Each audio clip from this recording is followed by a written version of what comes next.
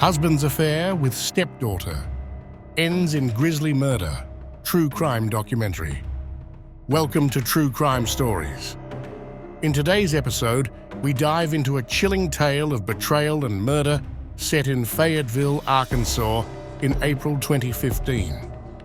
This is the story of Jonnie Ray Baxter. A real estate agent succeeded, but his life was cruelly cut short by the person he trusted the most. Jonnie Ray Baxter is a 45-year-old man living in Fayetteville, Arkansas. He was a famous real estate agent who worked for a local company called Ozark Realty. Jonnie Ray has a bright smile and friendly personality, which makes him popular with customers and colleagues. He holds a degree in business administration from the University of Arkansas and has worked in real estate for more than 20 years. Jonnie Ray is married to Darlene Baxter, and they seem to be a happy couple. Jonnie Ray is Darlene's second husband, and he has a stepdaughter named Lily Adams, who is 18 years old and in her freshman year at the University of Arkansas, studying psychology. Jonnie Ray is very close to Lily, or so it seems to the outside world. Outside of work, Jonnie Ray enjoys sailing. He owned a small sailboat named Dreamcatcher, which he often sailed on Beaver Lake. He enjoys spending weekends on the water, feeling the wind and waves. His friends at the local marina remember him as someone who was always willing to help and share a laugh. In the days before his death, Jonnie Ray was busy with a large property deal.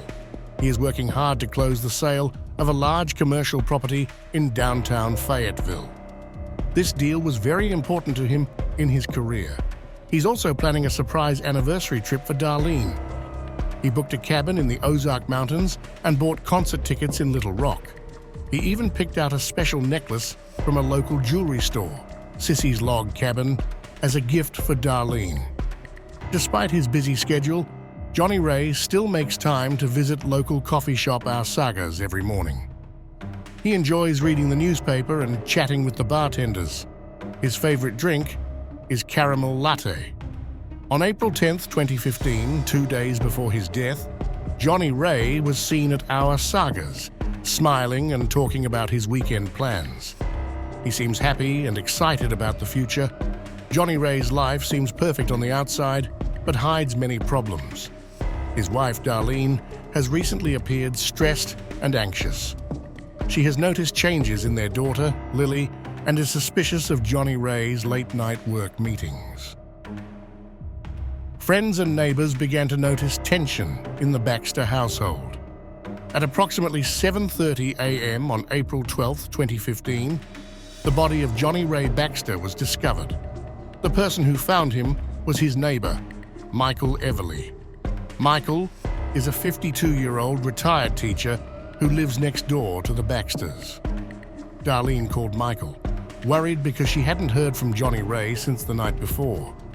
She was out of town visiting her sister and asked Michael to check on her husband. Michael knocked on Baxter's door but received no answer. He noticed Jonnie Ray's car in the driveway, so he decided to try opening the door. To his surprise, it was unlocked. When he stepped inside, he immediately felt something was wrong. The house was unusually quiet. The atmosphere was tense. Little did he know that he was about to discover a shocking and tragic truth. Michael calls Jonnie Ray, but gets no response. He walked through the living room and into the kitchen, where he saw signs of a struggle, overturned chairs and broken glass on the floor. He followed the trail of chaos to the master bedroom, and when he opened the door, he was met with a gruesome scene. Jonnie Ray lay on the floor in a pool of blood. He had been beaten to death with a hammer lying nearby, covered in blood. The room was a mess. Blood splattered on the walls and furniture. It was clear that Jonnie Ray was fighting for his life. Michael was horrified and immediately backed out of the room, his hands shaking. He pulled out his cell phone and called 911, his voice shaking as he described what he found. The 911 operator tried to keep him calm, asking him to stay on the line until police arrived. Michael who has been friends with Jonnie Ray for many years, is in shock. He never expected that his neighbor and friend would die in such a brutal way. He later told reporters that Jonnie Ray was a good man and did not deserve such a terrible fate. Police quickly arrived at the Baxter home after Michael Everly's 911 call on April 12, 2015. The first officers on the scene immediately secured the area, making sure no one entered or exited the house. Soon after, Detective Sarah Mitchell Kinsey and Detective James Carter arrived to direct the investigation. Detective Sarah Mitchell Kinsey is known for her attention to detail. At the age of 38, she has solved many difficult cases. Her partner, Detective James Carter, is 42 years old and known for his methodical approach. Together, they made a strong team. As detectives went through the house, they saw signs of a struggle. The living room had fallen chairs, broken glass. The kitchen was more chaotic. Dishes were scattered all over the floor. When they arrived at the master bedroom, they witnessed a macabre scene. Jonnie Ray Baxter lies on the floor, surrounded by a pool of blood. He had been beaten to death with a hammer lying nearby, covered in blood. The walls and furniture were covered in blood, showing the violence of the attack. Detective Mitchell Kinsey noted the hammer was the murder weapon and ordered it to be packed as evidence. The crime scene was chaotic and chaotic. Detectives and the forensic team took many photos and collected samples, carefully picking up items with gloves and making sure not to contaminate any evidence. Blood samples, fingerprints, and the hammer were all collected and sent to the lab for analysis. Outside, neighbors watched the police work, and local news stations KFSM and KAA were also there reporting on the horrific murder. Reporters who spoke with neighbors described Jonnie Ray as a friendly and well-liked man. Media coverage has added pressure to solve the case quickly, and detectives Mitchell, Kinsey, and Carter know they have a difficult case ahead, but they are determined to find the answer. The first suspect in the murder of Jonnie Ray Baxter was his wife, Darlene Baxter. Darlene is 34 years old and works as an accountant for a local company called Razorback Accounting. She is smart, meticulous, and hard-working. Darlene had a difficult past. She became a mother at 16 and worked as a stripper to support herself and her daughter Lily. Despite these challenges, she has built a successful career. Darlene Baxter is known for his strong-willed nature. Recently, she has noticed changes in her daughter Lily's behavior and has become increasingly suspicious of Jonnie Ray's late-night work meetings. Friends and neighbors describe Darlene as increasingly tense in the weeks before the murder, and some said they heard arguments between her and Jonnie Ray. Detectives Sarah Mitchell Kinsey and James Carter brought Darlene in for questioning on April 13, 2015. Darlene appeared calm, but was clearly distressed. She asserted that she had left town to visit her sister Nancy in Little Rock and provided photos and text messages to prove her alibi. However, detectives still have doubts. During interrogation, Darlene talked about her relationship with Jonnie Ray. She admitted they had been arguing more recently, mainly about his work and the time he spent away from home. She denied any involvement in his death, insisting she loved her husband despite their problems. Detectives asked Darlene about the night of the murder. She explained that she arrived in Little Rock on the afternoon of April 11th and stayed with Nancy until the morning of April 12th. Nancy confirmed this story when detectives called her. However, the detectives cannot ignore the tension in Darlene's voice as she talks about Jonnie Ray and the changes she has noticed in Lily. They also searched Darlene's car and belongings for any evidence, but found nothing directly related to the murder. They found a diary in which Darlene wrote about her frustrations and doubts. painting a picture of a woman under immense stress and emotional turmoil. Despite her alibi, Darlene remains the prime suspect. Detectives continue to look into her past, interviewing friends, family, and co-workers, hoping to find a motive or any clues that could tie her to the crime. The pressure on Darlene grows as the investigation progresses, but she remains steadfast in her innocence. The second suspect in the murder of Jonnie Ray Baxter is his stepdaughter, Lily Adams. Lily is 18 years old and a freshman at the University of Arkansas, where she is studying psychology. Friends describe her as intelligent and ambitious, always eager to learn new things. During the investigation, it was revealed that Lily had a complicated relationship with her stepfather, Jonnie Ray. They had been in a secret relationship that began about 6 months earlier. Lily feels guilty and conflicted, especially when she sees the stress it causes her mother, Darlene. Detectives Sarah Mitchell Kinsey and James Carter brought Lily in for questioning on April 14, 2015. Lily appeared nervous but cooperative. She admitted to having an affair with Jonnie Ray, explaining that she felt lonely and confused, and that Jonnie Ray was by her side. She affirmed that she never wanted to hurt anyone. During questioning, Lily described the last time she saw Jonnie Ray as the night before he died. She said they argued about the incident and its impact on their family. Lily said she was at a friend's house studying for midterms on the night of the murder, and her friend confirmed this alibi. Despite her alibi and lack of direct evidence, Lily remains the prime suspect due to the affair and the emotional stress it created. Detectives continued to interview her friends and classmates, hoping to uncover any conflicts or new leads. The pressure on Lily grew as the investigation continued, but she maintained her innocence and expressed deep remorse for the incident. On April 17, 2015, 5 days after the murder of Jonnie Ray Baxter, police made a significant breakthrough in the case. A jogger discovered a suspicious object in a park near Beaver Lake, a plastic bag partially buried under leaves, containing a bloody shirt and a pair of gloves. Detectives quickly assessed the situation and packed the items for forensic analysis, hoping this new evidence would bring a breakthrough in the case. Forensic analysis showed that the bloodstains on the shirt matched Jonnie Ray's DNA. Additionally, the glove had fingerprints that were not Jonnie Ray's. This new evidence shifted the focus of the investigation. Detectives reviewed the list of suspects and re-examined their alibis.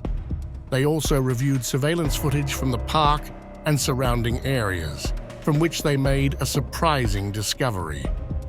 A figure matching Lily Adams' description was seen entering the park on the night of the murder. Detectives Mitchell, Kinsey, and Carter bring Lily in for a second round of questioning. This time, Lily felt more worried. She claimed she went to the park to clear her head and knew nothing about the bloody items. The forensic team continued their analysis and found another important piece of evidence. The hair on the glove matched Darlene Baxter's DNA. This discovery further complicates the case and suggests that both mother and child may have been involved. On April 18, 2015, detectives called Darlene back for questioning.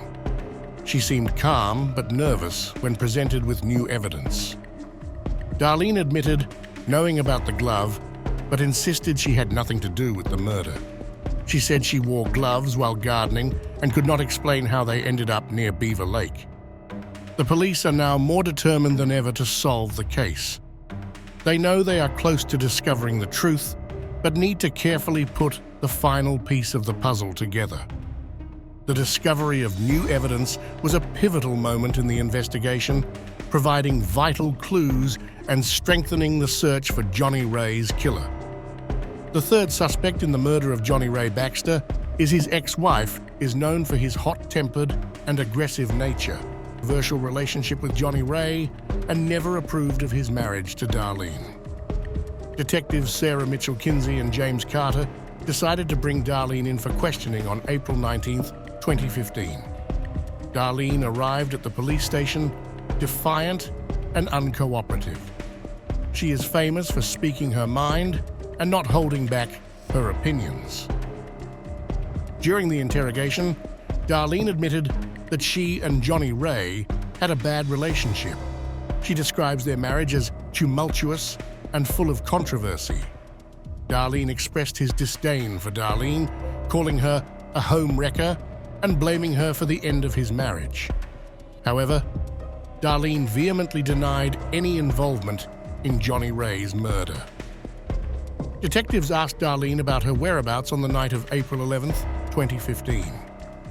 Darlene claimed she was at home watching TV and drinking, but no witnesses confirmed her alibi, which confused detectives. Death doubts. Police searched Darlene's home for any evidence that could link her to the crime. They found several items of interest, including a set of gardening gloves similar to those found at the park. However, forensic analysis showed there was no blood or DNA on these gloves. Despite her alibi and lack of direct evidence, detectives continued to probe Darlene's potential motives. They discover that Darlene recently learned about Jonnie Ray's affair with Lily, which adds to the tension and potential anger. The investigation into Darlene Baxter has added another layer of complexity to the case as detectives work tirelessly to piece together the events leading up to Jonnie Ray's murder. On April 21, 2015, the breakthrough in the Jonnie Ray Baxter murder case finally came. Detectives Sarah Mitchell-Kinsey and James Carter found a key piece of evidence. A surveillance camera from a nearby gas station recorded Darlene Baxter driving toward Beaver Lake late on the night of the murder. This is an important clue that contradicts Darlene's alibi. Detectives carefully reviewed the footage, and it showed Darlene's car, a blue Honda Civic, passing the gas station around 11:30 p.m. on April 11th. This placed her near the crime scene at a critical time. With this new evidence, detectives are confident they have found Jonnie Ray's killer. On the morning of April 22, 2015, police arrived at Darlene Baxter's workplace, Razorback Accounting. Darlene was in her office when the police burst in. She looked surprised, but remained calm when they announced her arrest for her husband's murder. When Darlene was led out in handcuffs, she maintained her innocence, but the evidence against her was overwhelming. Detectives believe that the affair between Jonnie Ray and Lily drove Darlene into a rage. She felt deeply betrayed by both her husband and daughter, and on the night of the murder, Darlene confronted Jonnie Ray. The confrontation escalated into violence, and Darlene grabbed a hammer, fatally stabbing him multiple times. Darlene's arrest shocked the community. Neighbors and friends couldn't believe the hard-working, intelligent woman they knew could commit such a violent act. The news spread quickly, with headlines in the Fayetteville Observer and segments on local news stations detailing the arrest. Jonnie Ray's family had mixed reactions. Some were relieved that the killer had been caught, while others were devastated by the betrayal. Lily, in particular, was heartbroken. She lost both her stepfather and mother in a tragic and shocking incident. The emotional pain for the family was immense when Darlene was taken to the police station. She continued to deny her involvement, but detectives were confident in their findings.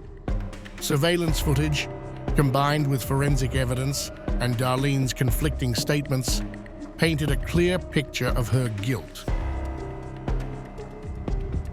The Fayetteville community struggles with tragic events.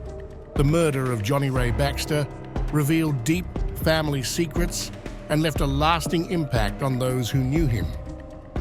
Police have solved the case, but the emotional scars will take a long time to heal. Darlene Baxter's trial for the murder of her husband, Jonnie Ray Baxter, began on July 15, 2015, in Washington County Court in Fayetteville. The courtroom was packed with reporters from local news stations and concerned community members. The prosecution, led by District Attorney Robert Stevens, argued that Darlene's motive for murder was her discovery of an affair between Jonnie Ray and Lily. Stevens presented surveillance footage of Darlene's car near Beaver Lake, forensic evidence from the crime scene, and Darlene's conflicting statements. The defense, led by attorney Michelle Williams, argued that Darlene was innocent and that the evidence was circumstantial. Williams suggested that someone else could have committed the murder, perhaps out of jealousy or anger. She questioned the reliability of the surveillance footage and pointed out that no witnesses saw Darlene commit the crime. During the trial, Jonnie Ray's family sat in the front row, watching the trial with a mixture of anger and sadness.